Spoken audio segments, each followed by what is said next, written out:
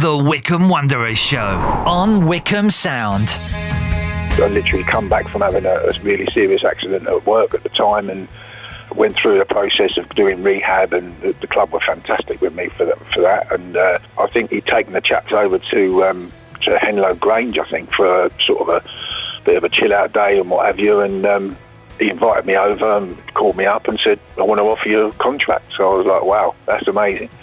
So that was one of my schoolboy dreams, realised at the ripe old age of whatever it was then, 30-odd, 32, 33. And it took me about 3 or 4 seconds to say, yeah, thanks very much. Yeah. You know, I remember the first game I played for Wycombe in the first team. I was playing against the then England fullback, and I gave him a roasting.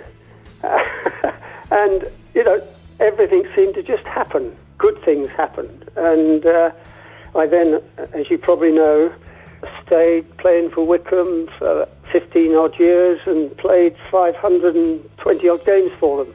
So, you know, it was a great time there. Great team, great club.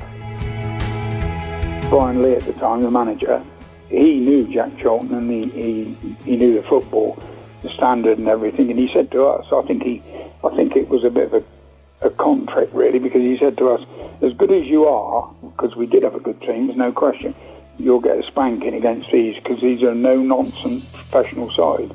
But of course, all that did really, with the characters that we had in our side, was spur us on really, if anything. And we really should have won.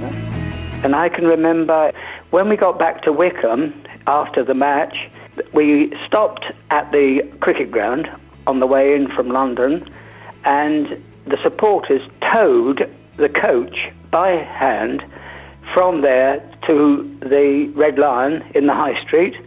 And in the High Street there was the most enormous crowd, and I was lucky enough being part of the squad, as it were, and we went up on the balcony of the old Red Lion and faced all the crowd who were cheering as though we'd won the match comfortably. But it was such an experience that I shall never, ever forget.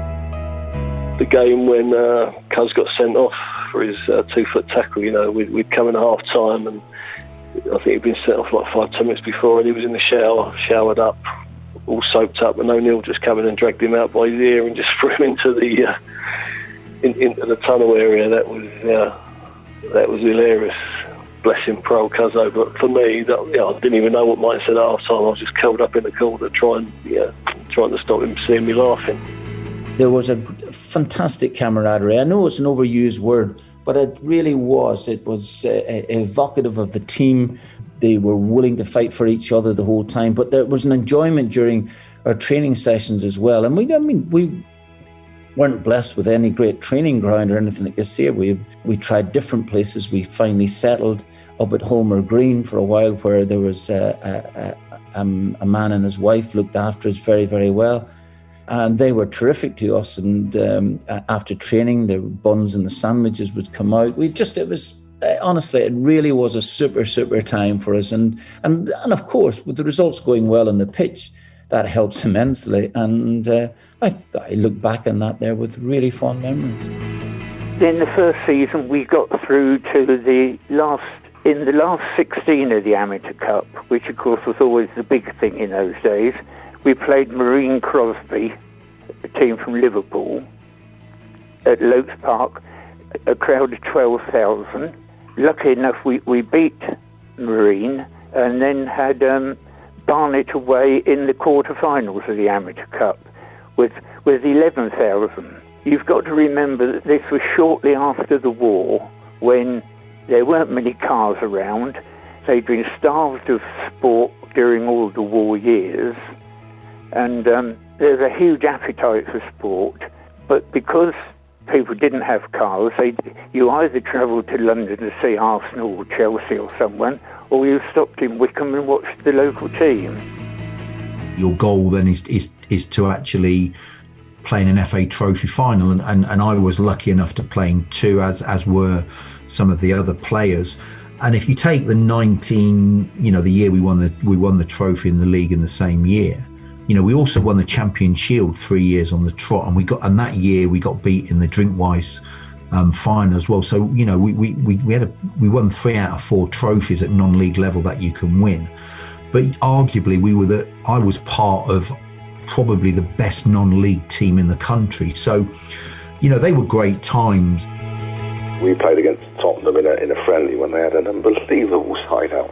And Glenn Hoddle, Ozzy Ardiles, Ricky Villiers, they were really a first-class team. That was a year, I think, that Clive Allen scored 45 goals or something in the old First Division. So, yeah, it was quite an experience. But, yeah, I spent my whole afternoon, I think, backpedaling for Glenn Hoddle's little chips over the top, because he didn't chip anything onto your head of your centre-half. He chipped everything just over your shoulder or just over the back where you couldn't reach it. He was unbelievable, really. His skill level was fantastic.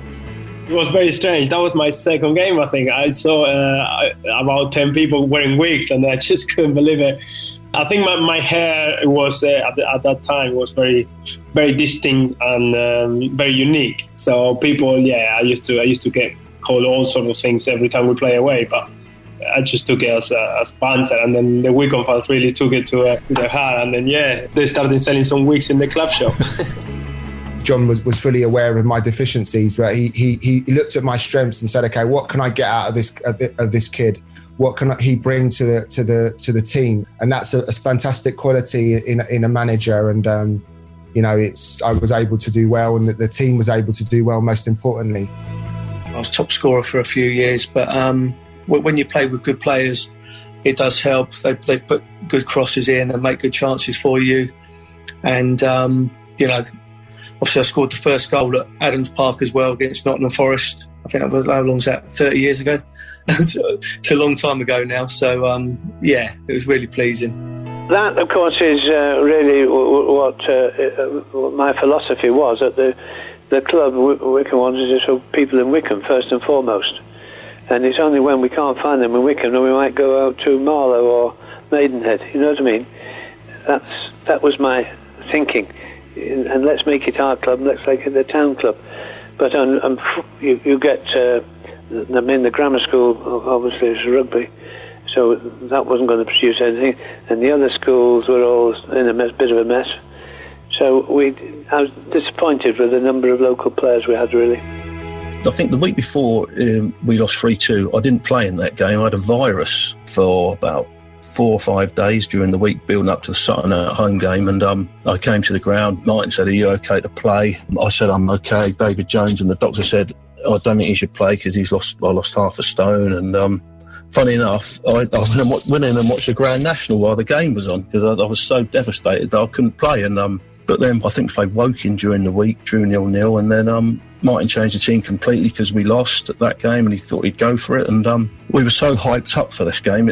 Martin says to me now, he said it's in his top 5 games of all time since he's been a manager. And I think, really? And he's quite genuine when he said it was in his top 5 games, that Sutton away game, which we won 4-0. And I was very lucky to score 2 goals, and I think go down and do as one of the worst celebrations you've ever seen in football as well. The resilience in that group, how many replays we went through, I think 2 or 3. I think Millwall, Grimsby and Wimbledon all went to a replay during that. And then to play Leicester, beat them away. And then, of course, to lose against Liverpool, but in a very respectable fashion, if there is such a thing when you lose. It just was... It was the moment for me as a footballer outside of, and I still put this above playing for my country being the next big thing. But those are the 2 peak moments in my soccer playing career. It was very exciting, 90-odd thousand packed house, wonderful. Coming up the tunnel was incredible. We would come out through the opening and onto the pitch, and the roar was something to behold. It was amazing. Wonderful memories. This letter arrived from the surgeon, and it was all typed as they officially are. And at the bottom, there's a very big bold ink signature. And underneath it said, "What a remarkable recovery. What a remarkable man." And I think that just summarises the types of people that worked and played for Wycombe Wanderers. I remember Brian Lee took me to one side and he said, "Remember, it's not quantity, it's your quality of life." And basically he said, if I joined Wycombe, I would be an England amateur international. And true to his word, within a couple of months of signing for Wycombe, I'd won my first amateur international cap. I think we played it at Wycombe, actually. It was against Republic of Ireland, I think. And then I was able to get a goal with about 5 minutes to go, and it was incredible. You know, the whole tent full with Wycombe fans, scarves, banners, mums, dads.